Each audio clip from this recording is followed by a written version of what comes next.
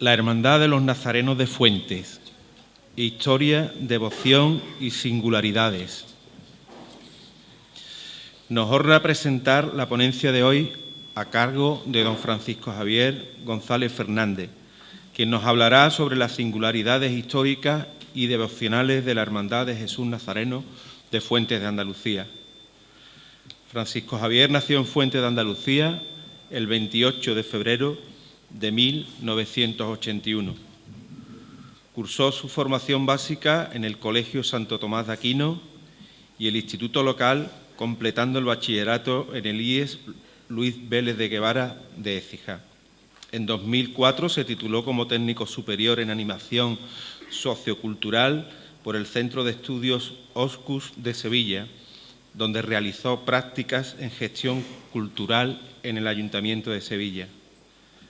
Aunque su vida profesional ha estado ligada durante más de 20 años al diseño y maquetación en artes gráficas, su verdadera vocación ha sido siempre la investigación y la divulgación del patrimonio y las tradiciones de su pueblo. Desde joven compagina la actividad profesional con una intensa labor investigadora. Ha publicado 10 monografías sobre temas locales y numerosos artículos, participaciones en jornadas y congresos. Fruto de este trabajo, ha aportado hallazgos inéditos vinculados a la historia de Fuentes de Andalucía, convirtiéndose en una voz reconocida en la investigación local. Su última monografía, Fuentes en sus calles, una aproximación al nomenclátor histórico del callejero, fue galardonada con el 15 Premio Ascil a la mejor obra de investigación local de la provincia de Sevilla en el año 2025. Además de su faceta como investigador y autor, Francisco Javier desempeña múltiples responsabilidades en la vida cultural y cofrade de Fuentes. Cronista oficial de la villa, nombrado por el excelentísimo Ayuntamiento el 28 de febrero de 2020. Archivero de la parroquia de Santa María la Blanca, miembro de la Asociación Sevillana de Cronistas e Investigadores Locales y activo colaborador en comisiones de restauración y celebración de efemérides locales. Ha promovido y coordinado importantes iniciativas culturales y expositivas.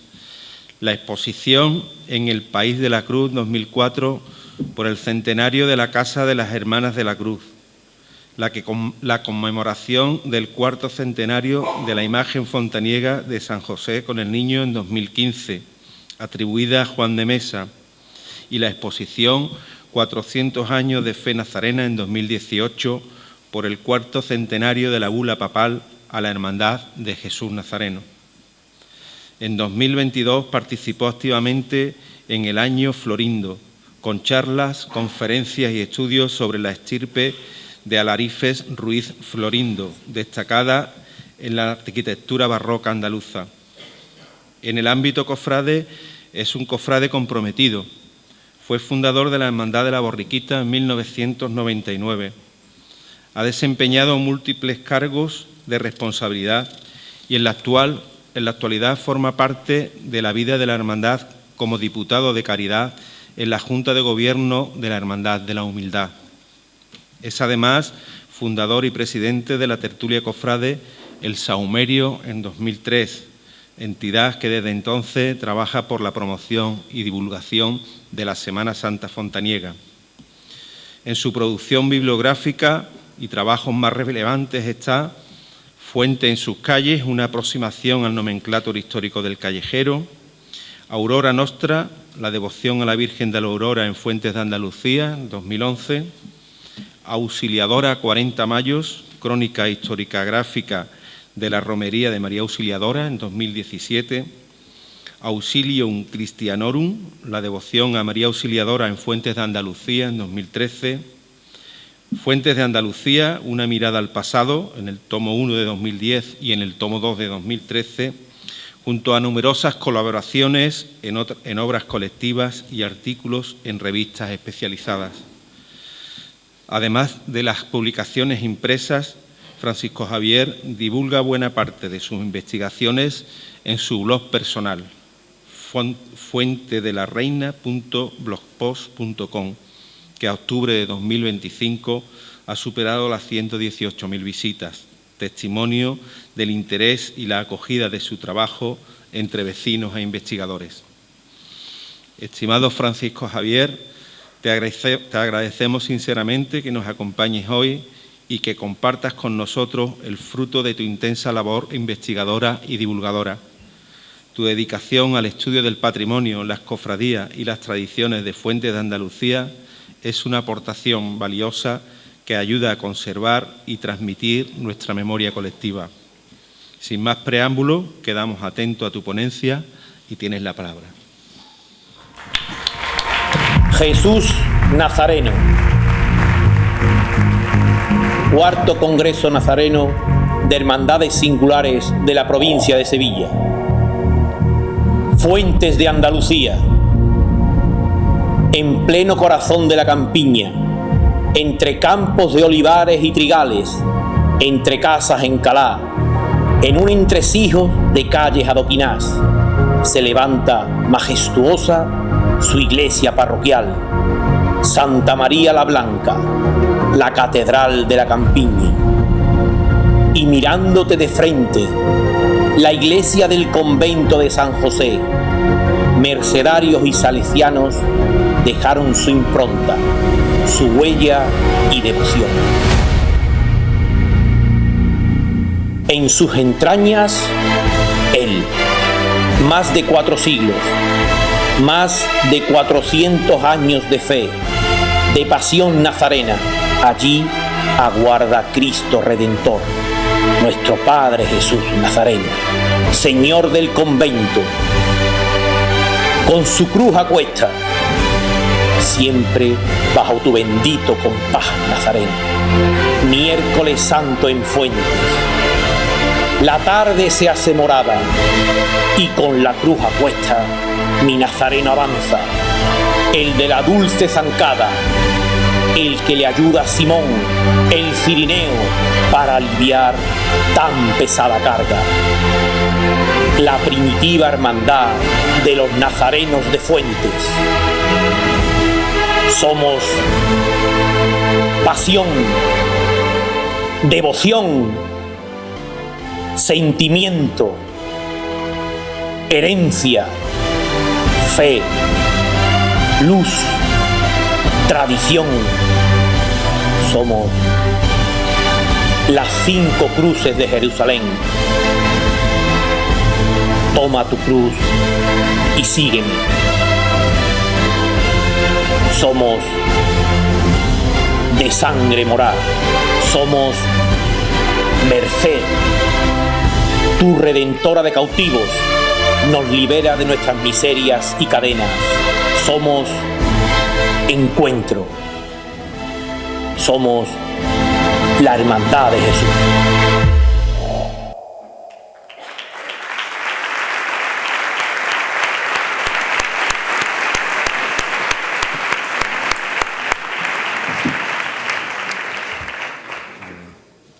Buenas tardes, con la venia. Saludo a los miembros de la mesa. Don Vicente Romero, señor presidente de la congregación. Don Manuel Barcia, hermano mayor.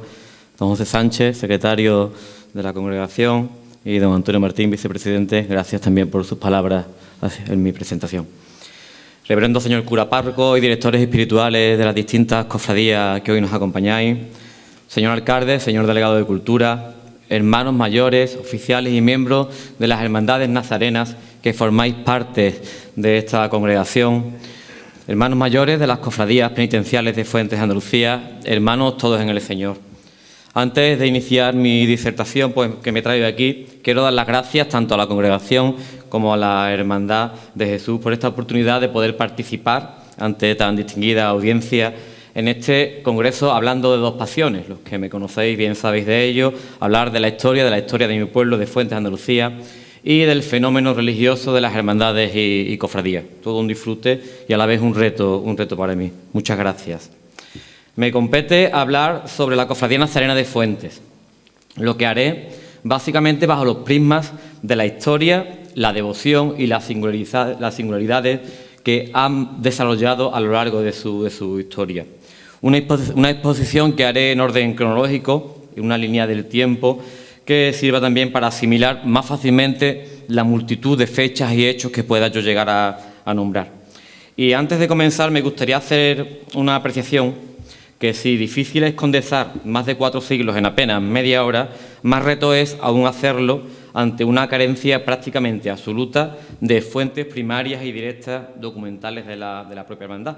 Será una breve síntesis lo que expondré, que editadas las actas del Congreso podéis profundizar en ellas. Y sin más dilación, más dentro de la materia, haciendo una contextualización histórica que nos hará comprender también el momento de la fundación, de la erección de la devoción y de la cofradía de Jesús Nazareno en Fuentes de Andalucía. Fuentes, como núcleo de población, de asentamiento, surge a raíz de a partir de 1255, que se documenta la primera cita en el Arfoz de Carmona. Superada la Reconquista, es cuando se tiene constancia ya de este lugar, y es a partir de ese proceso de señorialización de la zona, cuando los distintos monarcas fueron premiando a caballeros y demás, cuando se concede, en primer lugar, a los Pérez de Guzmán, que en 1374 lo venden a Francisco Fernández e Isabel de Belmaña. Marcamos aquí el punto de partida de Fuentes como un núcleo de población, pues ellos instituirían un mayorazgo, se fundaría el señorío de Fuentes, incluso tomarían el apellido del lugar y en adelante sería, en el caso de Francisco Fernández de Fuentes. Este proceso de consolidación, por el interés que también suponía para el señorío, ellos hicieron todo lo posible para aumentar en población el territorio, y al mismo tiempo el lugar estaba limitado estrictamente a lo que era la torre y las murallas del Castillo del Hierro, que no era más que una construcción defensiva en la segunda línea de la banda morisca en defensa de los territorios aún musulmanes de Granada. En ese proceso de ampliación de la población del lugar, los señores tuvieron constantes litigios con los cabildos de Écija y Carmona, porque fueron ocupando tierras que finalmente, a lo largo del siglo XVI, quedaron consolidadas como el actual término, como el término de Fuentes por concesión real. Y esa influencia y ese desarrollo y esa relevancia que fue ganando también el señorío alcanzó su culmen en 1603, cuando Felipe II concede a Gómez de Fuentes y Guzmán el marquesado de la villa. En paralelo y consecuentemente a esta evolución territorial y demográfica del territorio, pues también la vida espiritual y religiosa de la población de entonces fue también creciendo. Y documentamos, en 1532, tenemos documentados los primeros registros sacramentales en el archivo parroquial de Fuentes de Andalucía, bajo la que se erige el primer templo, la parroquia, bajo el título de Santa María la Blanca. A lo largo de esta centuria, el señorío, ante la necesidad también para la atención espiritual, el señorío hace constantes desembolsos para la ampliación del templo parroquial, y situándonos ya a partir de 1577, con posterioridad al Concilio de Trento, encontramos las dos primeras referencias al movimiento cofradiero en Fuentes de Andalucía. En este caso, las hermandades del Santísimo Sacramento y de la Veracruz. Este constante crecimiento demográfico y territorial supuso también la necesidad de cierto auxilio espiritual para la población, por lo que tanto desde la propia iglesia local y desde el señorío, que era quien lo financiaba, se venía buscando la consecución de conseguir que una orden de frailes descalzos se instalara en Fuentes de Andalucía. Y al final fue el propio vicario, con una capellanía que tenía de la Marquesa de Fuentes, quien consigue, a través de un encuentro circunstancial con un lego mercedario del Viso, que conoce en 1607, le traslada la iniciativa,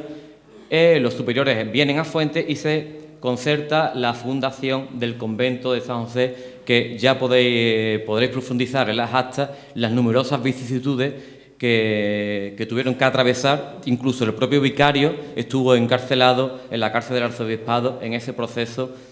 hasta la consecución de la fundación del cenobio, que abrió sus puertas el 10 de junio de 1608 bajo el título de San José, siendo el 11º convento de la Merced Descalza a raíz de la Reforma.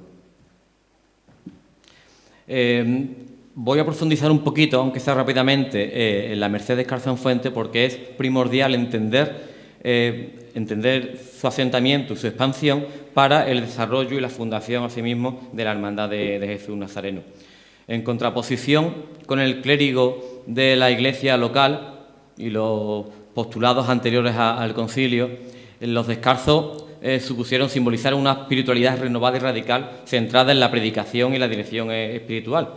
Entonces se hicieron muy populares en el pueblo llano de la época. Dijimos que en 1608 se funda el convento, pero hasta 1610 no se empieza a construir el edificio actual en un proceso largo, costoso y continuo que lo llevó hasta prácticamente la primera mitad del siglo XVIII. A pesar de esa complejidad y de lo prolongado que fueron las obras, ellos no escatimaron. Y tenemos constancia, aquí veis en las imágenes, a la talla de San José con el niño de la mano, titular del convento, que en octubre de 1615, cuyo contrato se conserva, el fray Alonso de la Concepción, comendador del convento, contrata con un joven Juan de Mesa que acababa de montar su taller, se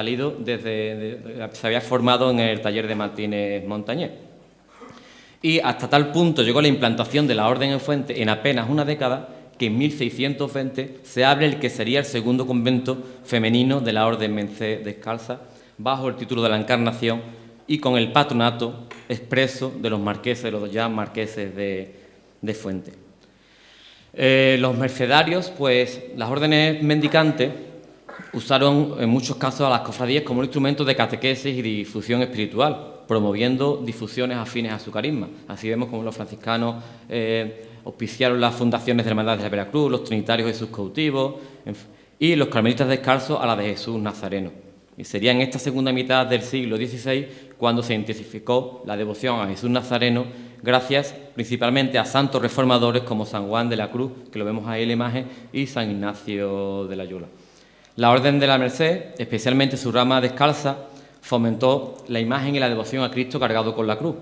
inspirada en el ejemplo de San Pedro Nolasco, quien cargaba su cruz ayudado por el Redentor.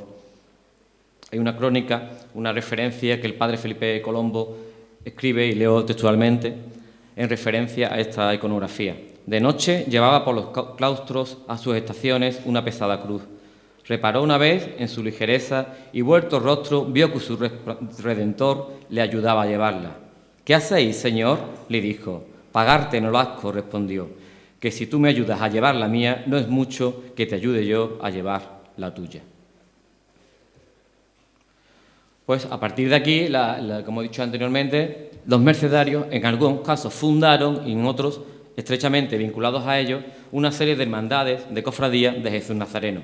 En la Merced Descalzada tenemos los ejemplos de Pasión, de la Hermandad de Pasión en Sevilla, Jesús Nazareno, Viñeros de Málaga, Cenacheros de Granada, y en Hispanoamérica la de Jesús Nazareno de la Merced, patrón jurado de Guatemala. En el caso de la Merced Descalza,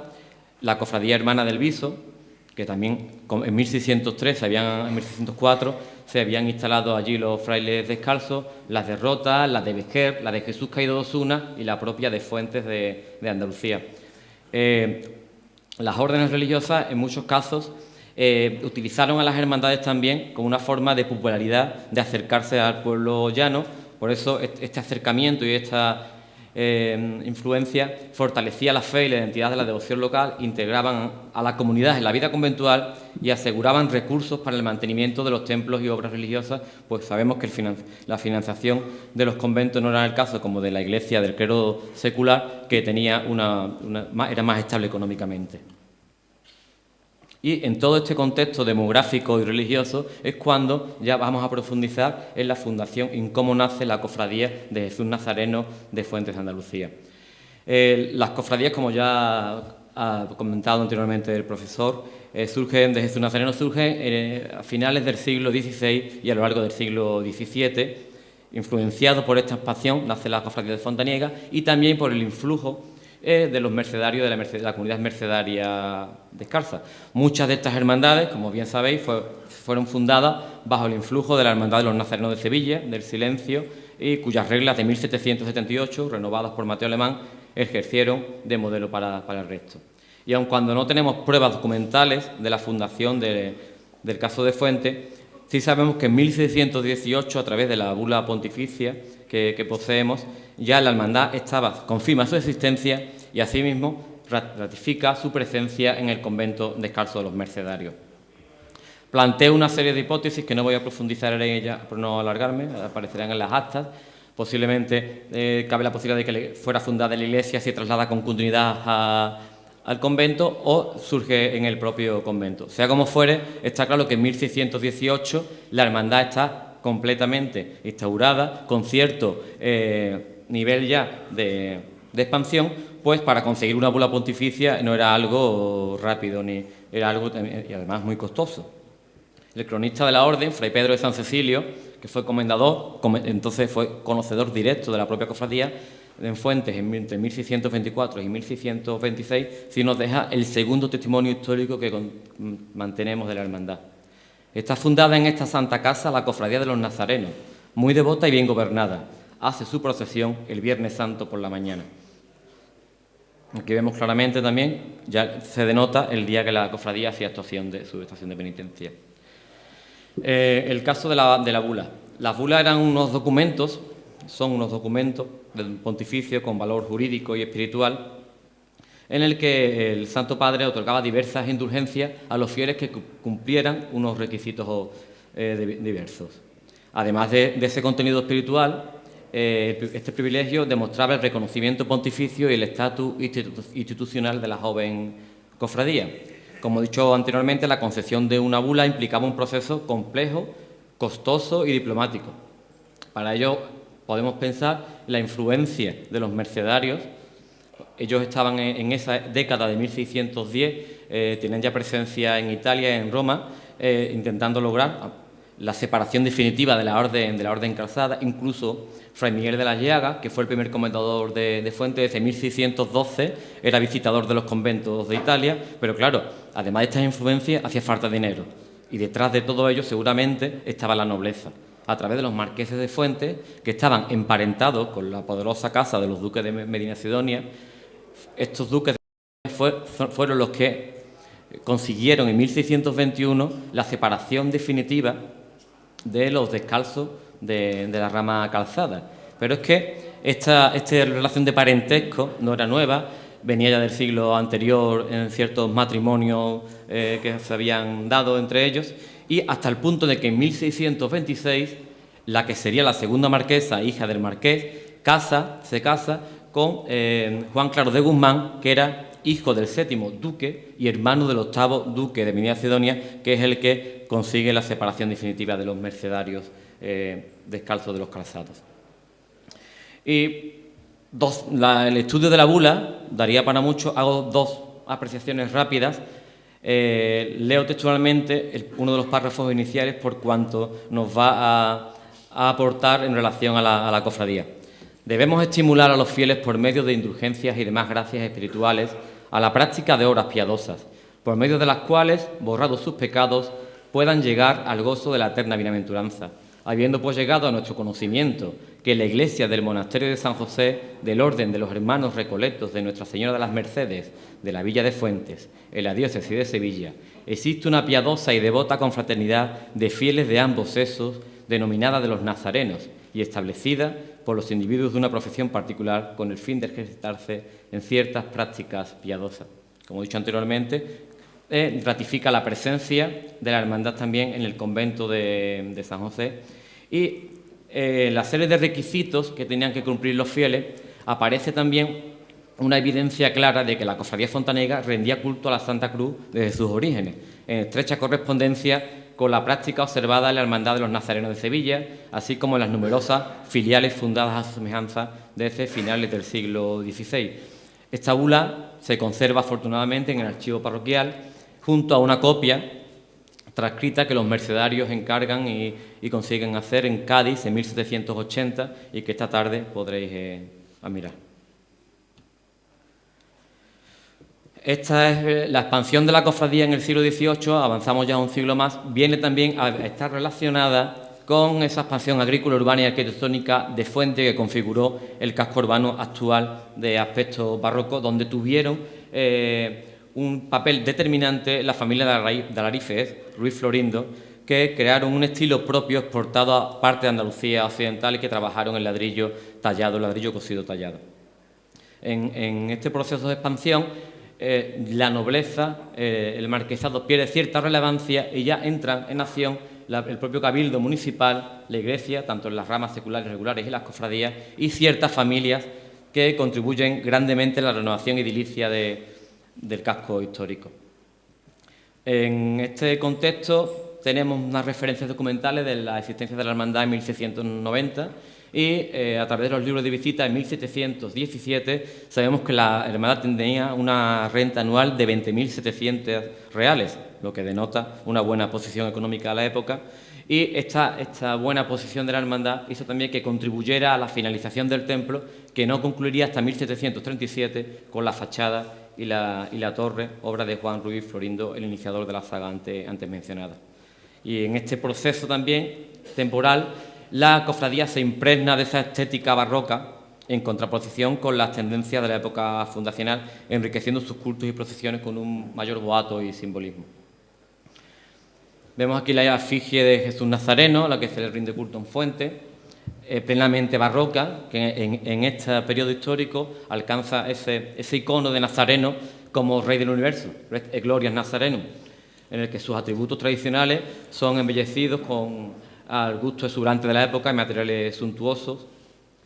Y este auge barroco va estrechamente vinculado a esa expansión y a ese influjo y a esa, como las hermandades de Jesús Nazareno se involucran en el desarrollo de los sermones y las representaciones de pasión, y en este caso el sermón de pasión, que en Fuente se manifestaba y se significaba de forma muy similar a cómo se hacía en otros pueblos y ciudades en la mañana del Viernes Santo, herederos de ese teatro litúrgico que ya hemos mencionado aquí. Voy a hacer también una breve apreciación de que en Fuentes, además de este sermón de pasión que hacía la hermandad de Jesús Nazareno,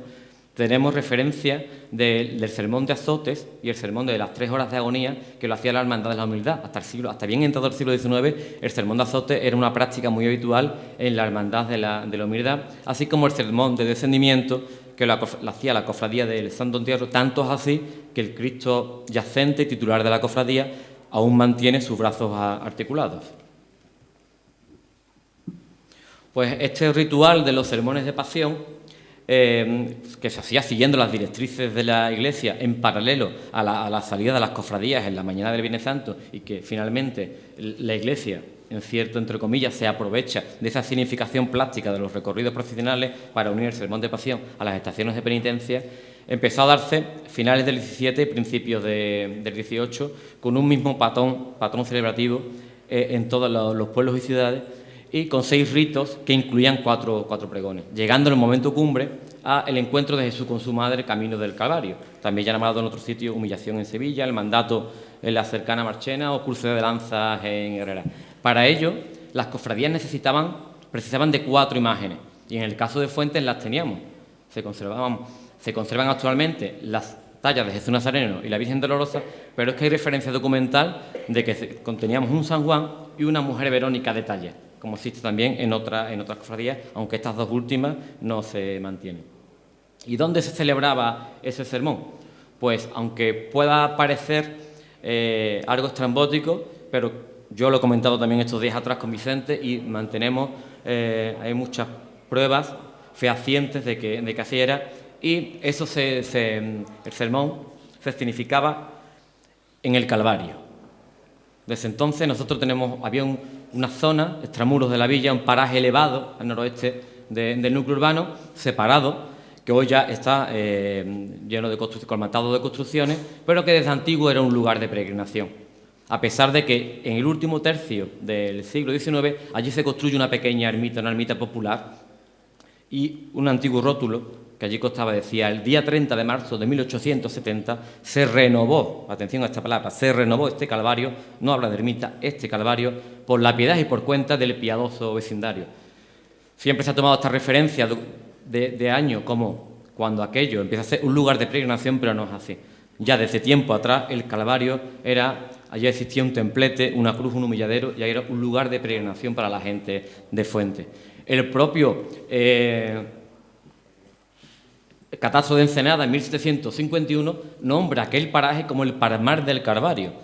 una serie de tierras del común que se utilizaban en beneficio de la comunidad, y encontramos dos referencias más escritas que nos denotan en el primer siglo XIX, posiblemente ya había desaparecido el sermón de pasión, pero que el Calvario era un punto de peregrinación.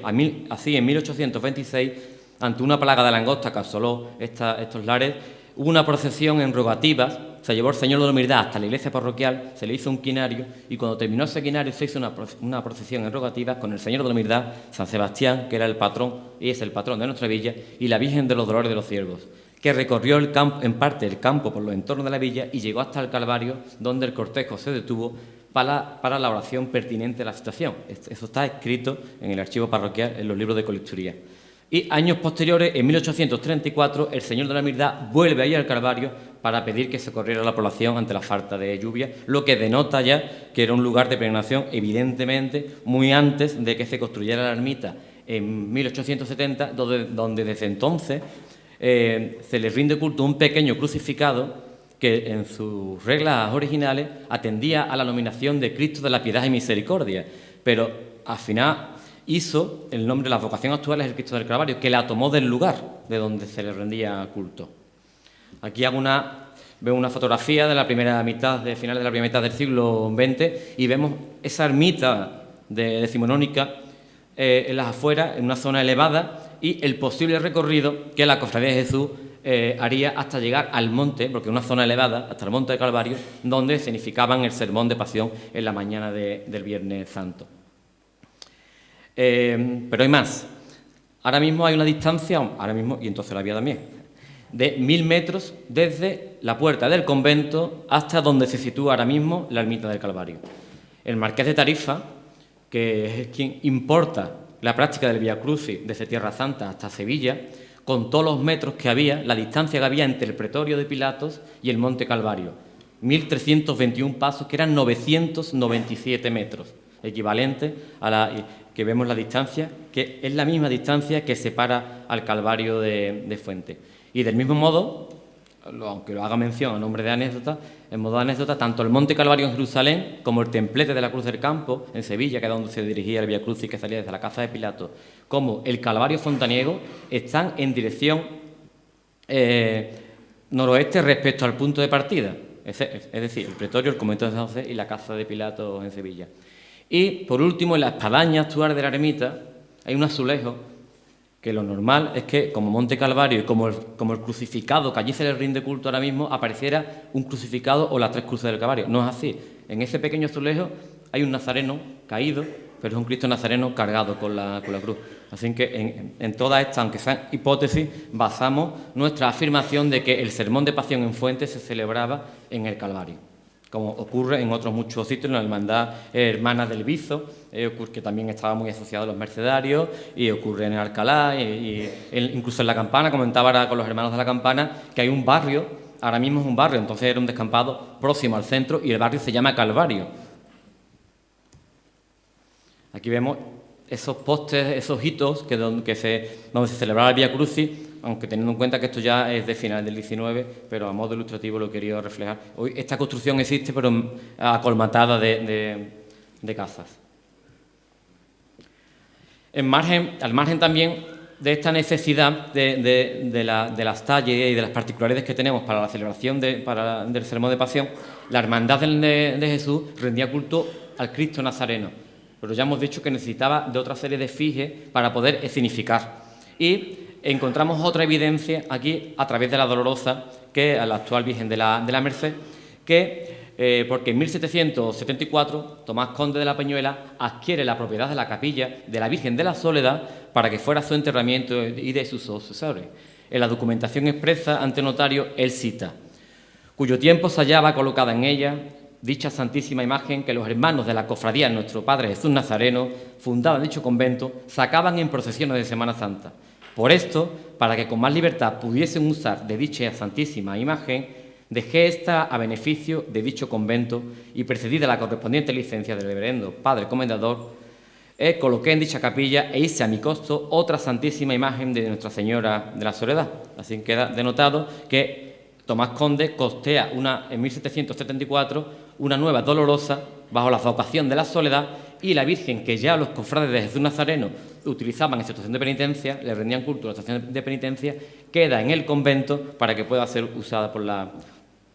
cofradías en su estación de penitencia. Ese hecho llegó con la consumación del paso de tiempo. La Virgen terminó siendo titular de la cofradía, y con esa paradoja también que lleva asociada el cambio que ha sufrido 3 cambios de la vocación desde la Soledad primitiva, una vez que Tomás Conde costea la nueva,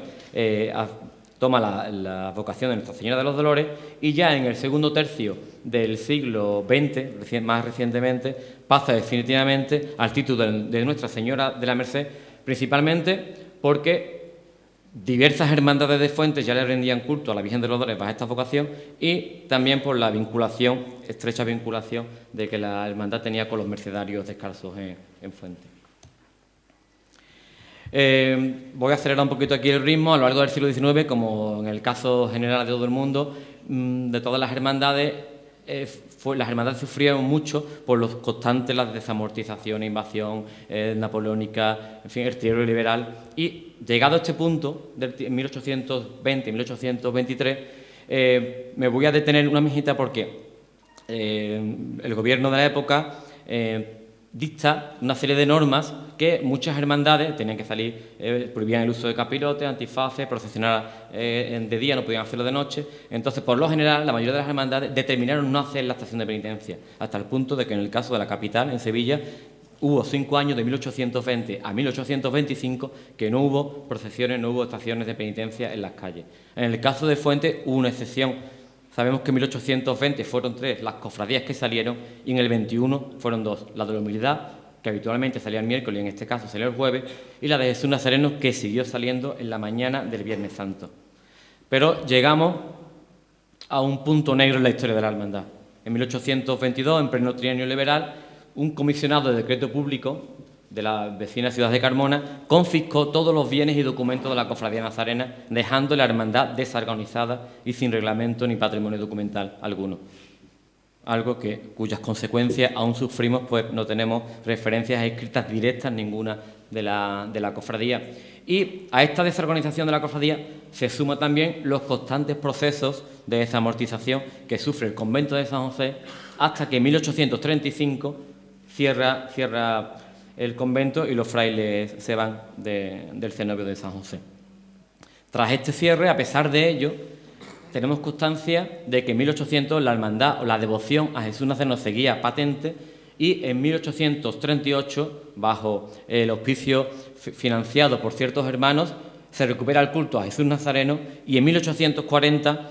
recupera la estación de penitencia en la hermandad, en la mañana del Viernes Santo. Incluso a partir de 1843 instauran los cultos que mantendrían, una serie de cultos que mantendrían a lo largo de todo el siglo XIX, como el quinario y la fiesta principal, que siempre hacían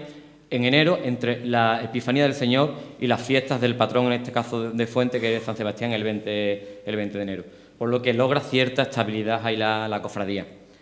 Pero llegamos a otro punto negro también del siglo XIX.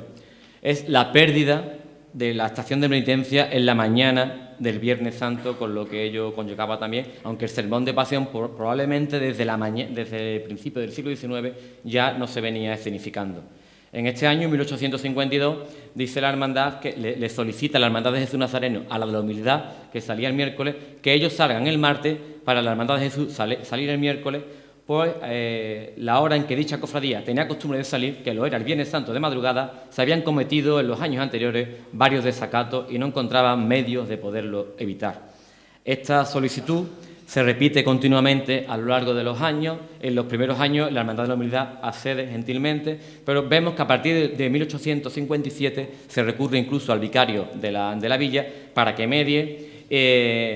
y a partir de ahí la Hermandad sufre otro periodo de decadencia, saliendo incluso el Jueves Santo, el miércoles, sin un día fijo de salida, hasta consolidándose al final de la centuria ya en 1888 es la última vez que tenemos documentado de que la Hermandad de Jesús sale en la madrugada del Viernes Santo. Y a partir de 1897 la Hermandad de la Humildad ya ratifica su salida el martes, dejándole el hueco al miércoles a la Hermandad de Jesús Nazareno. Sufre también de nuevo con los inicios del siglo XX otra serie de desorganizaciones la Hermandad, y que en la década de 1920 se reorganiza de nuevo, y el influjo de la llegada de los salesianos en 1929 al convento de San José pues supuso también un revulsivo para la Hermandad, por cuanto el templo estaba abierto al templo, y a partir de este año también, de 1930, se hace cargo de ella Manuel Navarro, cuyo legado como hermano mayor se extendió durante 40 años de su vida. Ello supuso también este proceso de asentamiento ya en los años mediados del siglo XX, una despersonalización aguda y una pérdida de la personalidad ya absoluta de la cofradía nazarena, pues se renuevan los pasos y demás, y pierde esa estética barroca que la hermandad mantenía, hasta el punto de que incluso la talla de San Juan, que en 1930 procesionaba aún en el palio de la Virgen de los Dolores, entonces desaparece de la estación de penitencia y hasta la propia talla que no se conserva. Aquí vemos algunas imágenes del paso que en la década de 1940 el propio hermano mayor, ayudado por otros hermanos, le tallan al nazareno, pierde la túnica bordada. Y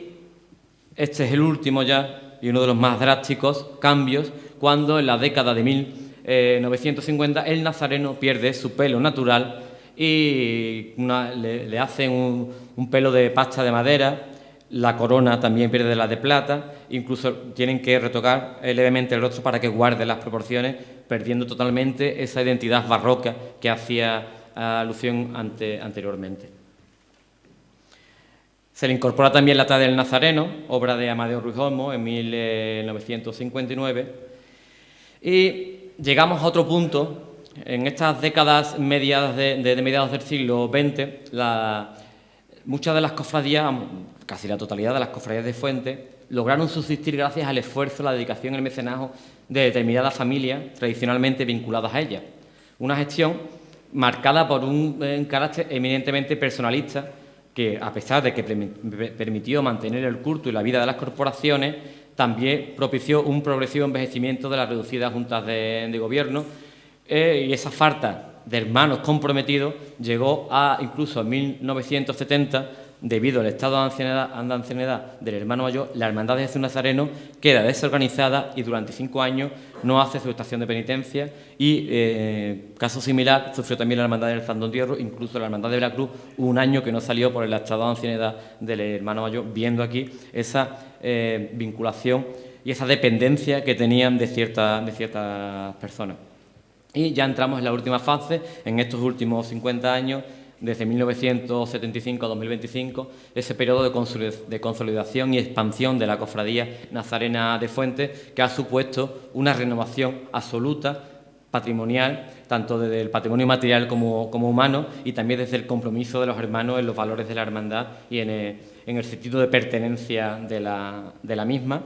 Y ya por último hago una mención a los ritos o esas similitudes a los ritos, a los antiguos ritos del Sermón de Pasión que hoy la Hermandad de Jesús mantiene, como es la Mujer Verónica, que desde 1994 forma parte del cortejo procesional, y el encuentro del Nazareno con la Virgen de la Merced, que desde aproximadamente 1987 se viene haciendo al finalizar la estación de penitencia, cuando el Nazareno espera en la puerta del convento de San José la llegada de la Madre. En los últimos años, aunque sin permanencia a la actualidad, se ha escenificado también el prendimiento a través de una pequeña escuadra de una legión romana, y vamos a ver un pequeño vídeo donde vemos esa evolución de los últimos años de estos guiños a los ritos de Sermón de Pasión en la cofradía nazarena.